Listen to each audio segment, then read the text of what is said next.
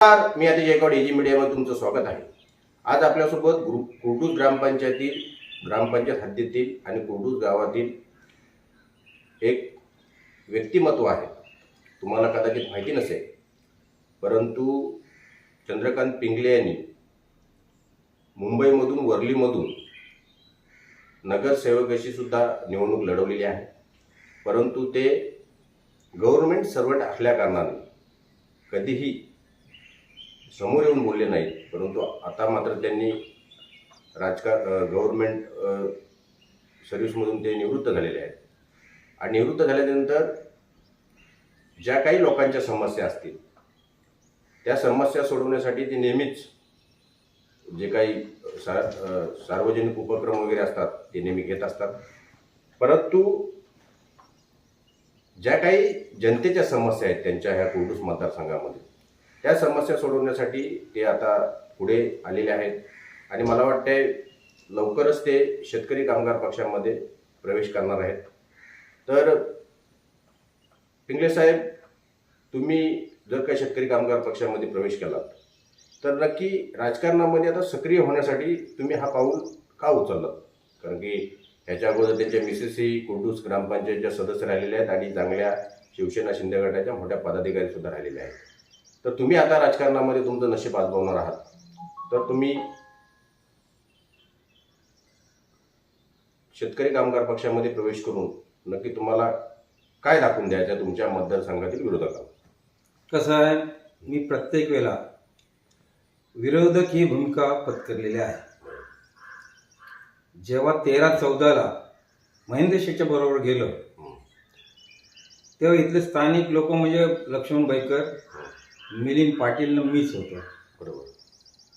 भूतवर लोक राहायला पण घाबरायचे, अशा परिस्थिती मी काम केलेलं आहे महेंद्र शेठचे. नंतर महेंद्र शेठ निवडून आल्यानंतर जे राष्ट्रहित होते ते व्यापार करा म्हणून महेंद्र शेठजवळ गेलेले आहेत. कोण इथले स्थानिक कार्यकर्ते.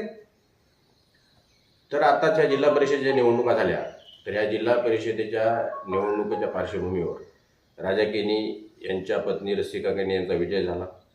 पाटील यांच्या पत्नी चित्रा पाटील यांचा पराभव झाला. दोन्हीही तुमचे चांगले मित्र आहेत, पप्पू शेठ पण राजा केनी. तर तुम्ही जर आता पुढे जर तुमची भूमिका जर शाखा पक्षातून घेतली तर दोन्ही तुमचे विरोधक असतील. आता कसं काय, राजकीयांनी ती शीट आणली ते तर लग समजायला पाहिजे. कारण ह्या पप्पू शेठ भाजप आणि शेकामध्ये ती मतं डिवाइड झाली होती.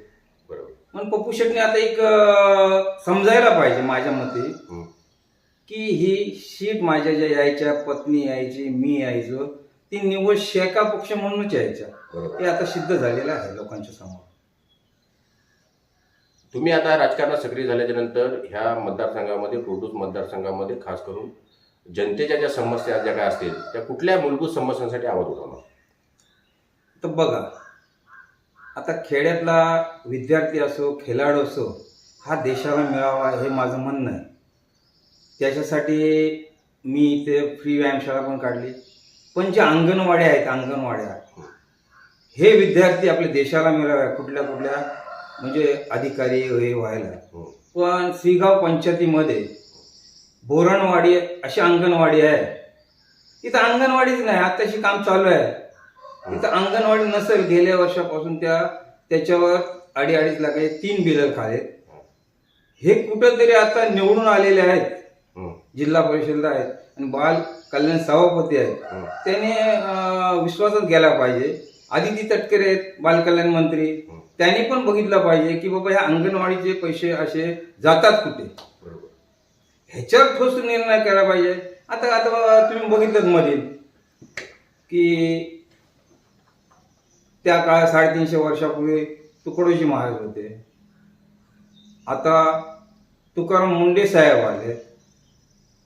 मान्य आहे, ते चांगले काम केलं. पण आता काय झालं इथे स्थानिक लेवलला, आता शिदा म्हणजे रेशनच्या दुकानावर धाडी टाकल्या. बरोबर, मला मान्य आहे, चांगली गोष्ट आहे. पण ती भूमिका धरून तुमचं त्याच्यामध्ये कालगुपित आहे. एका कामावर 3 बिलं काढायला लागले तुम्ही. पंचायतचं बिल त्याच कामावर, जिल्हा परिषदचं बिल त्याच कामावर, आमदारकीचं बिल त्याच कामावर, आणि आता पालकमंत्री झालेले आहेत, तो एक 4था बिल त्याच कामावर आहे. हे कुठंतरी रोखलं पाहिजे. मला अभिमान आहे, बरेचसे गोगावले काल 18/8ला पालकमंत्री झाले, माझ्या वाढदिवसाला मला अभिमान आहे. पण ही रोख पालकमंत्र्यांनी थांबवावी, ही माझी प्रांजळ मत आहे. तुम्ही खेळाडू म्हणून एवढ्या वर्ष कार्यरत होता. कबड्डी हा तुमचा खेळ आहे. तर तुम्ही पाहिलं तर ह्याच्या अगोदर कबड्डी असोसिएशनमध्ये पप्पू शेट नेहमी मला वाटतं अध्यक्ष वगैरे असायचे. परंतु आता आमदारांच्या माध्यमातून तुम्हीच मला सांगितलं की आमदारांच्या माध्यमातून सुद्धा एक कबड्डी असोसिएशन निर्माण झालेली आहे. तर नक्की आता 2 असोसिएशन झाल्या, तर ह्या 2 असोसिएशन नक्की कशासाठी झाल्या? आता कसं आहे माहिती आहे काय, नथुराम पाटील जेव्हा गेल्यापासून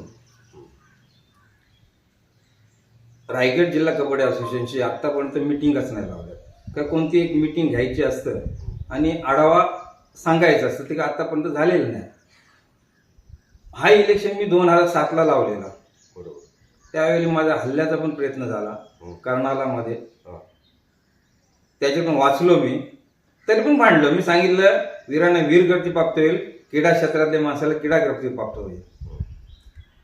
आणि आता जे दुसरे एक असोसिएशन आलंय, आता नंबर त्यांचा जुना आहे, रजिस्टर नंबर जुना आहे, सेम झाले. धनुष्यबाण कोणाचं बरोबर. सेम कबड्डीत पण तसं आता रणगिरी पप्पूने समजायला पाहिजे ह्या गोष्टी.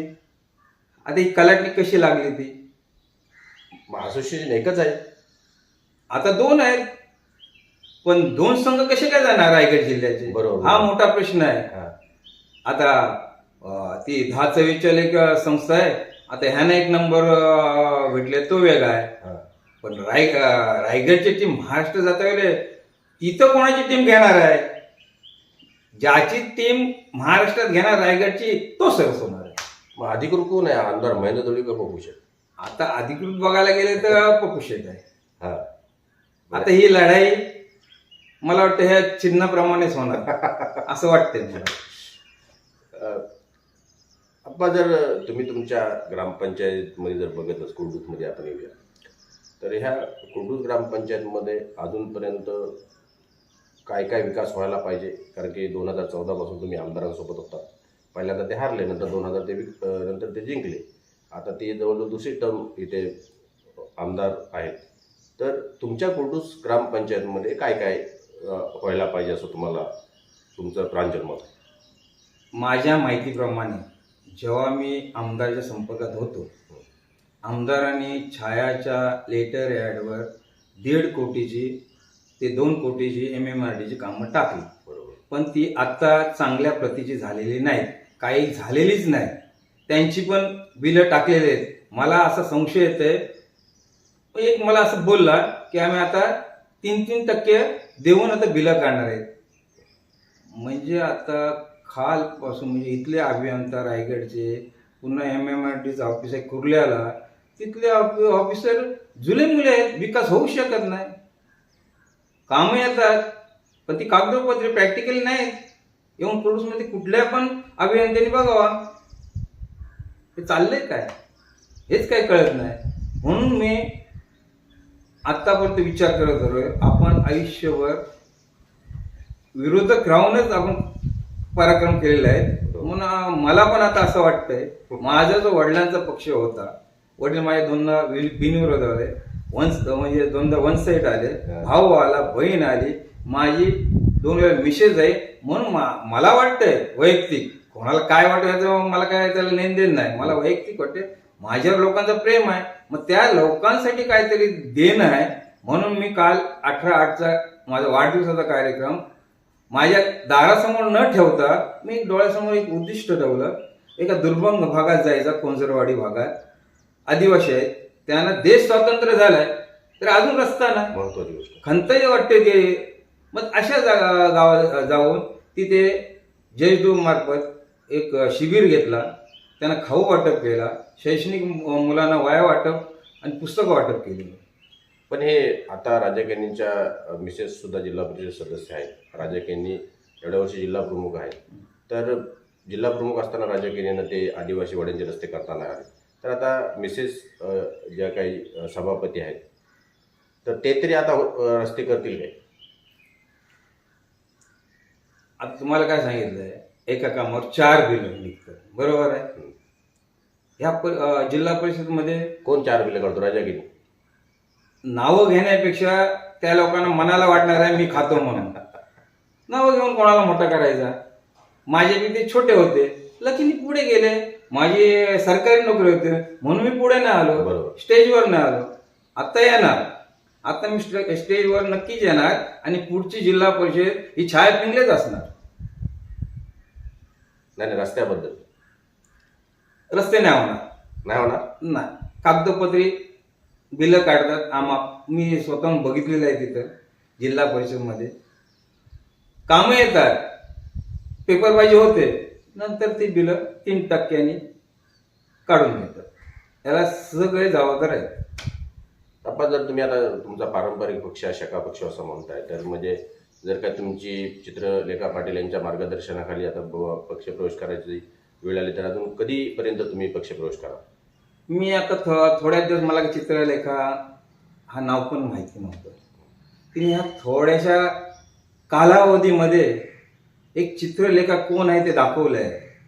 तुम्हाला मी सांगतो बघा, मुली बापाचं नाव उज्ज्वल करतात, बरोबर.